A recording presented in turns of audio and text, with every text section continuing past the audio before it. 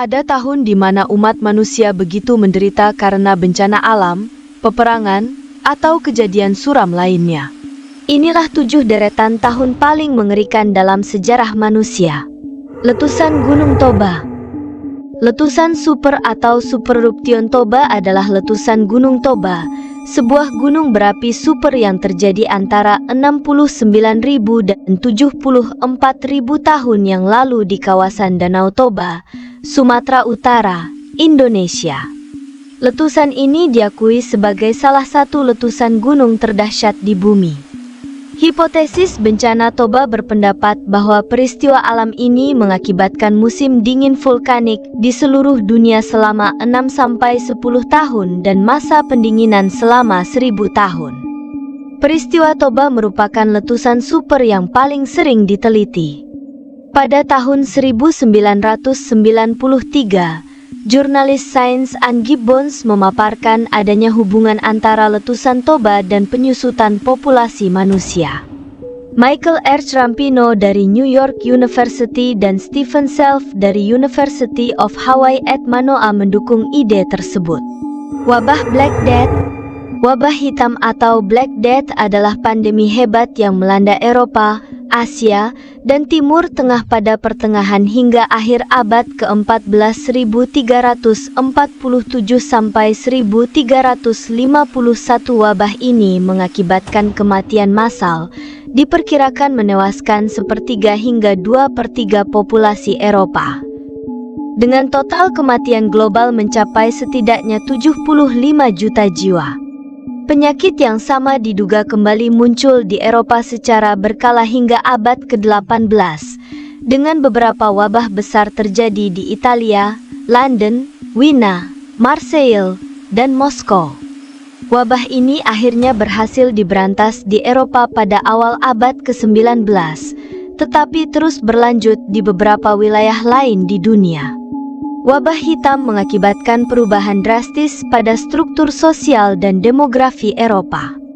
Ketakutan dan ketidakpastian yang meluas memicu perburuan dan penganiayaan terhadap kelompok minoritas seperti Yahudi, pendatang, pengemis, dan penderita lepra. Wabah ini juga mendorong perubahan sikap masyarakat terhadap kehidupan dan kematian, seperti digambarkan dalam karya sastra seperti The Decameron karya Giovanni Boccaccio, 1353. Wabah cacar musnahkan jutaan pribumi di benua Amerika. Pangkal bencana bermula pada abad ke-15, tatkala rakyat Eropa menderita akibat cacar dan para pelautnya menginjakkan kaki untuk pertama kalinya di benua Amerika. Pada abad yang sama, orang-orang Portugis juga mulai menguasai dan membawa cacar ke Afrika Barat. Berselang waktu kemudian, pada abad ke-16, orang-orang Eropa mulai menguasai Amerika Tengah dan Selatan, sembari menjalankan bisnis perdagangan budak impor dari Afrika. Di titik masa inilah kerusakan hebat terjadi. Tidak ada pembunuhan besar-besaran dalam sejarah manusia yang menandingi apa yang telah terjadi di Amerika dengan 90 hingga 95% populasi pribumi telah musnah selama lebih dari seabad, ungkap Thomas Mockaitis, profesor sejarah di Universitas DePaul tentang serangan wabah cacar terhadap pribumi Meskiko sebagai orang asli Amerika. Letusan gunung berapi Laki. Di Islandia, daerah Lakagigar pernah meletus selama 8 bulan dari Juni 1783 hingga Februari 1784 dan mengeluarkan sekitar 42 miliar ton lava basalt dan awan asam hidrofluorik dan sulfur dioksida beracun yang mengkontaminasi tanah. Rakyat Islandia mengenal peristiwa ini dengan sebutan Muharindinin atau kesulitan kabut, yang mengakibatkan kematian lebih dari 50% populasi hewan ternak di Islandia dan sebagian besar tanaman. Peristiwa ini juga memicu bencana kelaparan yang menewaskan sekitar 25% populasi manusia di Islandia dan menghancurkan 20 desa. Letusan Laki mengakibatkan penurunan suhu global karena 120 juta ton sulfur dioksida dikeluarkan di belahan utara. Hal ini mengakibatkan kegagalan panen di Eropa dan mungkin telah menyebabkan kekeringan di Afrika Utara dan India. Flu Spanyol. Pandemi ini pertama kali dimulai pada 4 Maret 1918 lewat kasus bernama Albert Gitchell, seorang juru masak tentara di Camp Funston, Kansas, United States, meskipun terdapat kemungkinan adanya kasus sebelum dirinya. Penyakit ini telah diamati di Haskell pada Januari 1918 dan mendorong dokter setempat Loring Miner untuk memperingati jurnal akademik Dinas Kesehatan Masyarakat Amerika Serikat. Dalam beberapa hari, 522 pria di camp dilaporkan sakit. Pada 11 Maret 1918, virus telah mencapai Queens, New York. Kegagalan mengambil tindakan pencegahan pada bulan Maret atau April kemudian mendapat kritik. Karena Amerika Serikat bergabung dalam Perang Dunia Pertama, penyakit ini menyebar dengan sangat cepat dari Camp Funston, tempat pelatihan utama bagi pasukan ekspedisi Amerika, ke kamp-kamp Angkatan Darat Amerika Serikat lainnya dan Eropa, sehingga menjadi epidemi di kawasan Barat Tengah, Pantai Timur, dan pelabuhan di Prancis pada April 1918, serta mencapai Perang Dunia pada pertengahan April. Penyakit ini kemudian menyebar dengan sangat cepat ke wilayah Prancis lainnya, Britania Raya, Italia, dan Spanyol, serta mencapai Breslau dan Odessa pada bulan Mei.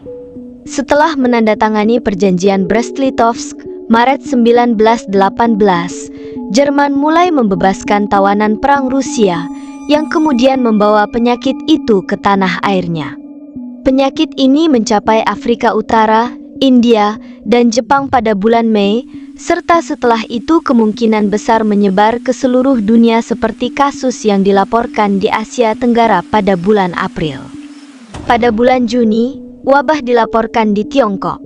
Setelah mencapai Australia pada bulan Juli, gelombang pertama mulai melandai. Gelombang pertama flu berlangsung dari triwulan pertama 1918 dan cenderung ringan. Tingkat kematian tidak terlalu jauh di atas biasanya. Sekira 75.000 kematian yang berkaitan dengan flu dilaporkan pada 6 bulan pertama tahun 1918 di Amerika Serikat, dibandingkan dengan sekira 63.000 kematian selama tempo waktu yang sama pada 1915. Kurang dari 1.000 orang meninggal karena influenza antara Mei dan Juni 1918 di Madrid, Spanyol. Tiada karantina yang dilaporkan selama triwulan pertama 1918. Namun, gelombang pertama menyebabkan gangguan yang signifikan dalam operasi militer Perang Dunia Pertama, dengan 3/4 tentara Prancis, setengah pasukan Inggris, dan lebih dari 900,000 tentara Jerman menderita penyakit ini. Letusan Gunung Tambora 1815.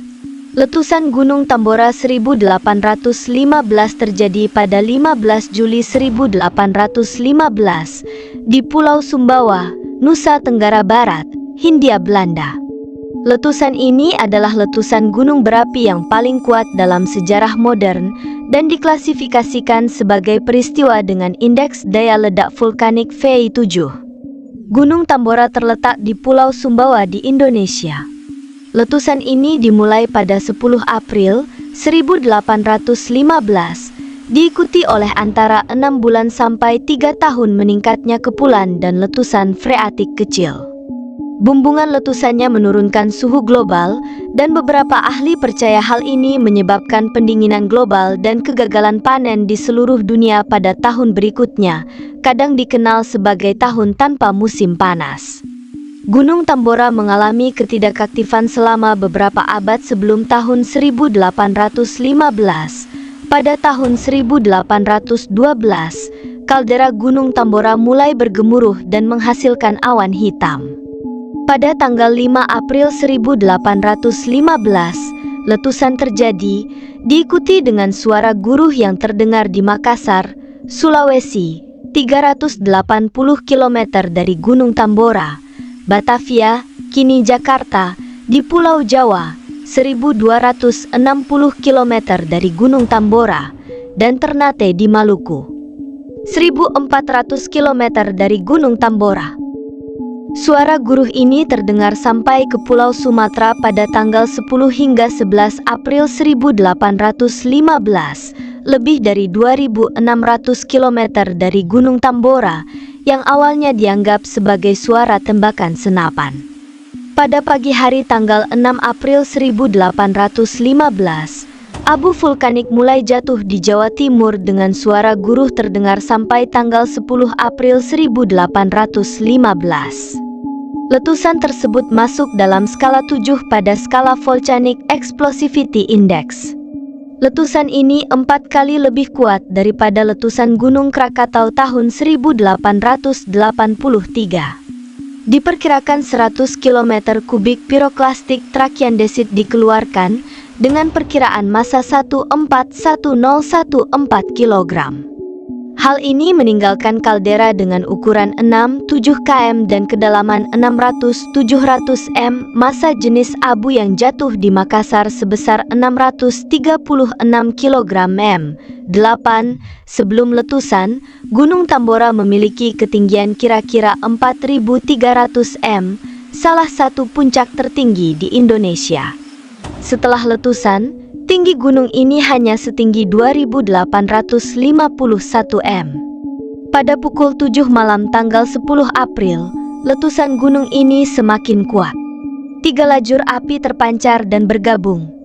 Seluruh pegunungan berubah menjadi aliran besar api. Batuan apung dengan diameter 20 cm mulai menghujani pada pukul 8 malam, diikuti dengan abu pada pukul 9.00-10.00 malam. Aliran piroklastik panas mengalir turun menuju laut di seluruh sisi semenanjung, memusnahkan desa Tambora. Ledakan besar terdengar sampai sore tanggal 11 April. Abu menyebar sampai Jawa Barat dan Sulawesi Selatan. Bau, nitrat, tercium di Batavia dan hujan besar yang disertai dengan abu tefrit jatuh, akhirnya reda antara tanggal 11 dan 17 April 1815. Letusan Tambora tahun 1815 adalah letusan terbesar dalam sejarah. Letusan gunung ini terdengar sejauh 2.600 km dan abu jatuh setidaknya sejauh 1.300 km. 4. Kegelapan terlihat sejauh 600 km dari puncak gunung selama lebih dari 2 hari. Aliran piroklastik menyebar setidaknya 20 km dari puncak.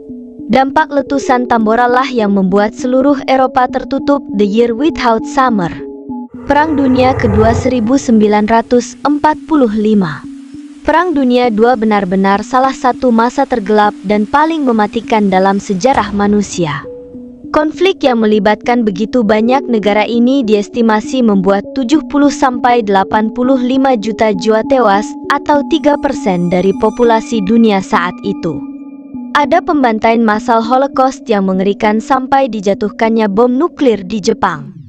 Kekaisaran Jepang berusaha mendominasi Asia Timur dan sudah memulai perang dengan Republik Tiongkok pada tahun 1937, tetapi Perang Dunia secara umum pecah pada tanggal 1 September 1939 dengan invasi ke Polandia oleh Jerman yang diikuti serangkaian pernyataan perang terhadap Jerman oleh Prancis dan Britania. Sejak akhir tahun 1939 hingga awal 1941, dalam serangkaian kampanye dan perjanjian, Jerman membentuk aliansi poros bersama Italia, menguasai atau menaklukkan sebagian besar benua Eropa. Setelah Fakta Molotov-Ribbentrop, Jerman dan Uni Soviet berpisah dan menganeksasi wilayah negara-negara tetangganya sendiri di Eropa, termasuk Polandia. Britania Raya, dengan imperium dan persemakmurannya, menjadi satu-satunya kekuatan besar sekutu yang terus berperang melawan blok poros, dengan mengadakan pertempuran di Afrika Utara dan pertempuran Atlantik. Bulan Juni 1941, poros Eropa melancarkan invasi terhadap Uni Soviet yang menandakan terbukanya teater perang darat terbesar sepanjang sejarah yang melibatkan sebagian besar pasukan militer poros sampai akhir perang. Pada bulan Desember 1941, Jepang bergabung dengan blok poros, menyerang Amerika Serikat dan teritori Eropa di Samudra Pasifik, dan dengan cepat menguasai sebagian besar Pasifik Barat. Serbuan poros berhenti pada tahun 1942 setelah Jepang kalah dalam berbagai pertempuran laut dan tentara poros Eropa dikalahkan di Afrika Utara dan Stalingrad. Pada tahun 1943, melalui serangkaian kekalahan Jerman di Eropa Timur, invasi sekutu ke Italia, dan kemenangan Amerika Serikat di Pasifik, poros kehilangan inisiatif mereka dan mundur secara strategis di semua front. Tahun 1944, Sekutu Barat menyerbu Prancis, sementara Uni Soviet merebut kembali semua teritori yang pernah dicaplok dan menyerbu Jerman beserta sekutunya. Perang di Eropa berakhir dengan pendudukan Berlin oleh tentara Soviet dan Polandia dan penyerahan tanpa syarat Jerman pada tanggal 8 Mei 1945. Sepanjang 1944 dan 1945, Amerika Serikat mengalahkan Angkatan Laut Jepang dan menduduki beberapa pulau di Pasifik Barat, menjatuhkan bom atom di negara itu menjelang invasi ke Kepulauan Jepang. Uni Soviet kemudian mengikuti melalui negosiasi dengan menyatakan perang terhadap Jepang dan menyerbu Manchuria. Kekaisaran Jepang menyerah pada tanggal 15 Agustus 1945, sehingga mengakhiri perang di Asia dan memperkuat kemenangan total sekutu atas poros. Perang Dunia Kedua mengubah haluan politik dan struktur sosial dunia. Perserikatan Bangsa-Bangsa (PBB) didirikan untuk memperkuat kerjasama internasional dan mencegah konflik-konflik yang akan datang. Para kekuatan besar yang merupakan pemenang Perang Amerika Serikat, Uni Soviet, Tiongkok, Britania Raya dan Prancis menjadi anggota tetap Dewan Keamanan Perserikatan Bangsa-Bangsa. 3. Uni Soviet dan Amerika Serikat muncul sebagai kekuatan super yang saling bersaing dan mendirikan panggung Perang Dunia yang kelak bertahan selama 46 tahun selanjutnya. Sementara itu, pengaruh kekuatan-kekuatan besar Eropa mulai melemah dan dekolonisasi Asia dan Afrika dimulai. Kebanyakan negara yang industrinya terkena dampak buruk mulai menjalani pemulihan ekonomi. Integrasi politik khususnya di Eropa muncul sebagai upaya untuk menstabilkan hubungan pasca perang.